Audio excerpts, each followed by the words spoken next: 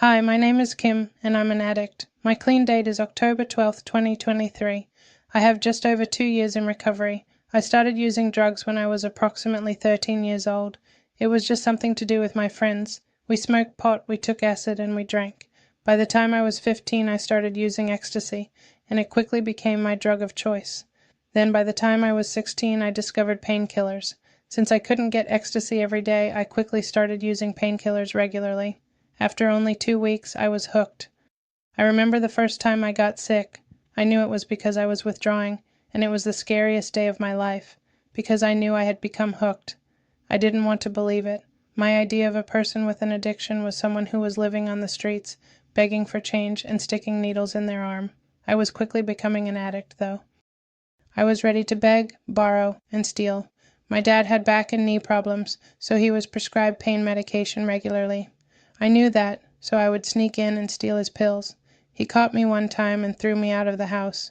I denied it until after he had passed away. I never really got to apologize for that. That's something that sticks with me today.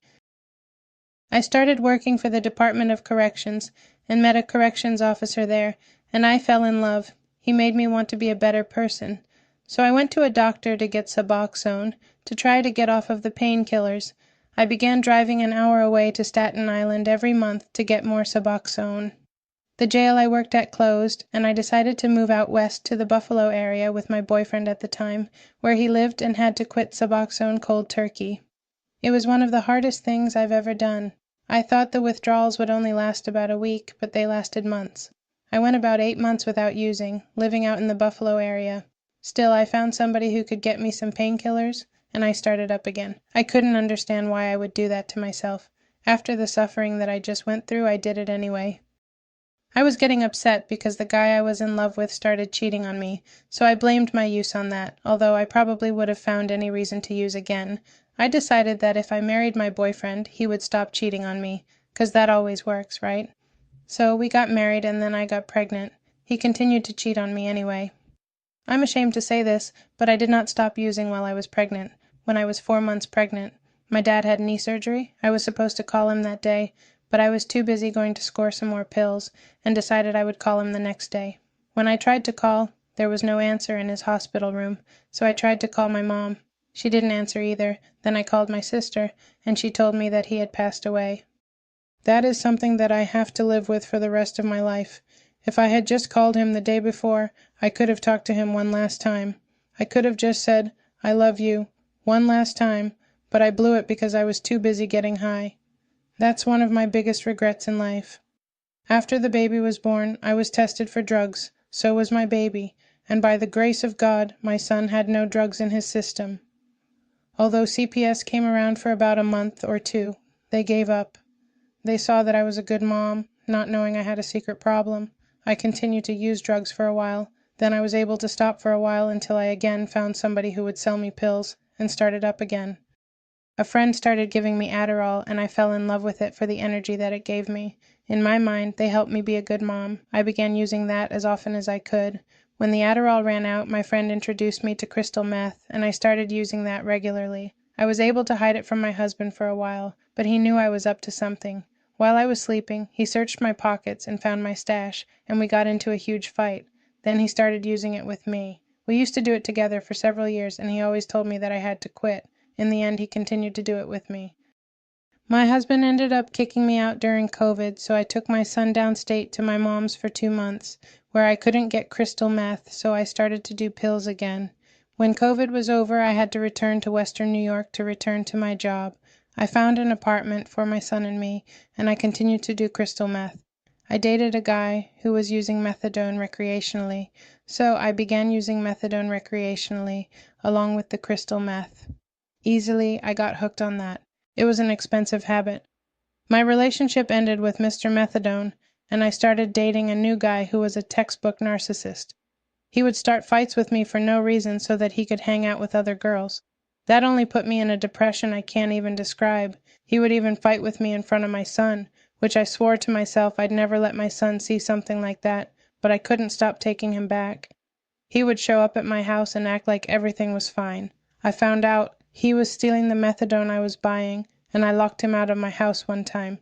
He threatened to hurt me because he was withdrawing and needed more. I eventually let him back in because I was lonely.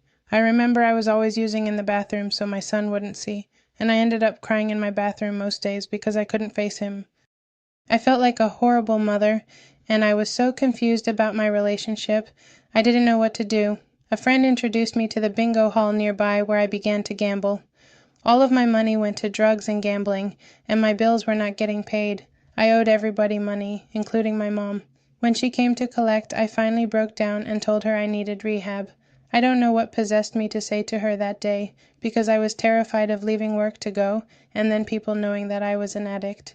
But after crying on the bathroom floor for so many days in a row, my higher power must have heard me. I finally felt my prayers had been answered. I know my higher power had something to do with me asking my mother for help that day, because I couldn't have done it on my own. I was way too scared. I had gotten in trouble at work for being late too many times. I told my boss that it was because I had trouble with my coworkers, and I was so stressed out, so he suggested I go to a psychiatrist for help after that. I used that excuse and told him that my psychiatrist said to me that I should check myself into a facility for a couple of weeks to get help. That was my excuse to go to rehab. Going to rehab was the best decision I have ever made. It was scary at first, but I really wanted to get clean and get back to being a mom. I was there at the rehab center for 28 days, and when it was time to return to work, I was scared that I would relapse. I insisted on going to a PHP with boarding, which is like a sober living house. My boyfriend accused me of wanting to be with someone else, so I used the distance to break up with him for the last time. Being the narcissist he was, he ended up harassing me. I blocked his number, and he found an app that let him text from different phone numbers. I ended up blocking him 22 other times before the PHP team helped me get a restraining order. I ended up having to go to court there to finalize it. The second to last week I was in PHP, I got COVID. I was hospitalized for 2.5 days with a fever of 103 degrees. I thought I was going to die. I texted my son and told him I loved him, then just let go, considering this is it for me. To top it off, I was on Suboxone maintenance, but the hospital staff didn't confirm it until after I had missed 2 doses. So not only was I super sick from COVID, but I was in withdrawal as well. It was rough, but I survived. I had to do my recovery groups from my bedroom on a computer while others went to the center. That part was okay. COVID finally went away, and I felt like a brand new person. I'm so grateful for the friends I've made in recovery, some I still lean on today. Knowing that they're always there is part of the reason I'm still clean. They hold me accountable. I'm so grateful that I went there for approximately 50 days. That was the second best decision I ever made. I love the staff and the people. They were so helpful and so compassionate. They really gave me the tools that I needed to come back home and stay clean. I owe my recovery to them.